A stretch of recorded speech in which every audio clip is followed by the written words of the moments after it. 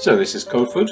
And I like it. It's very compact, but it has got an enormous amount of activity going on. Well, I built it in two parts, the left-hand side first and the extension, what we're looking at now, which I wanted to set in winter. It's all the bare trees. Yes, there's something quite Lord of the Rings about that part of the layout. Industrial theme, as you can see, lots of factories. When you look at this, one of the things that strikes you is the vast amount of detail that you've gone into in terms of creating scenes and events. So that's one of the things about a small layout you can do. Now, what's this caravan? It's one of people's favourite locos, actually. It's based on an American prototype, as a lot of them are. This one came from the San Luis Valley. It was one of their homemade critters. And when I saw a picture of it on the internet, I said, I want one of those. Of course, the only way is to build it yourself. Well, I've seen those on caravan sites, but I've never seen one on a railway. It was a spectacular failure. It lasted about a year before they rebuilt it. I guess they built it with a caravan body. I don't know, actually. I made it into a caravan, but it looked as though it could have been just fabricated. Now that's a great shot of the track work, the complicated track work. A lot of people think I've handmade it, but actually it's just taking Pico track and cutting out most of the plastic webbing and making it look a bit different. But you can see you've got a whole variety of shunting and movement opportunities here in a very small area. Yeah, it's quite nice to operate, actually.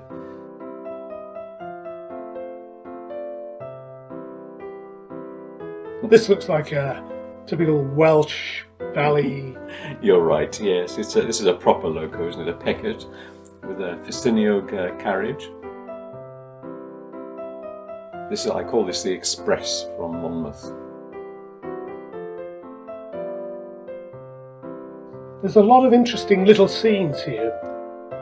With a little layout like this, you have the chance to build up quite a lot of scenes.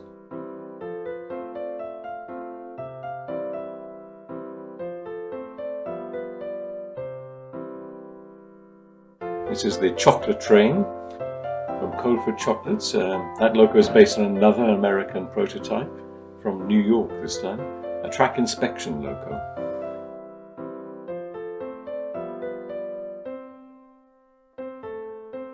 One of the first things I built that, if you're seeing a coach, a long time ago now.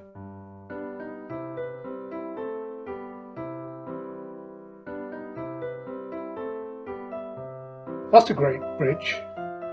I like the way the trains go around the corner and disappear off the layout. Yeah, they drive me around the bend. This is the chocolate train arriving at the chocolate factory.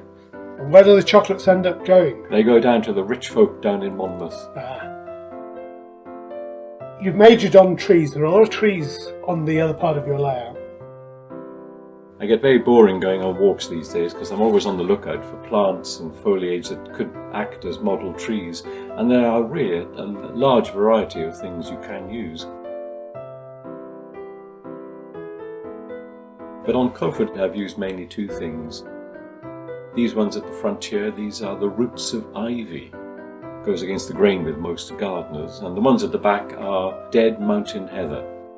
Well, you're welcome to clear our garden from ivy at any time you choose.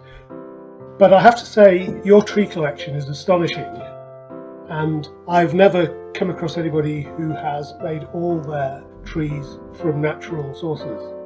It's good fun. This is a single blade point. You saw quite a lot of these around in old quarries. And there's one at the top of Snaefell. Again, it makes it a little more unusual, and works.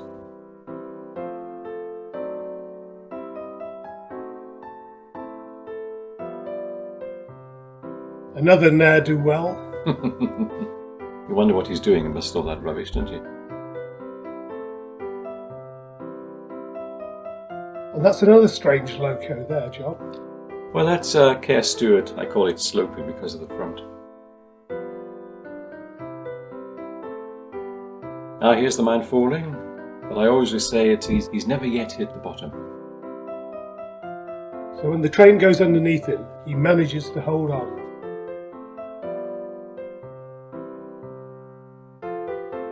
Ah, what's this? And this is another American-based loco. I call this one the skeleton. Wow, I can see you have a lot of fun.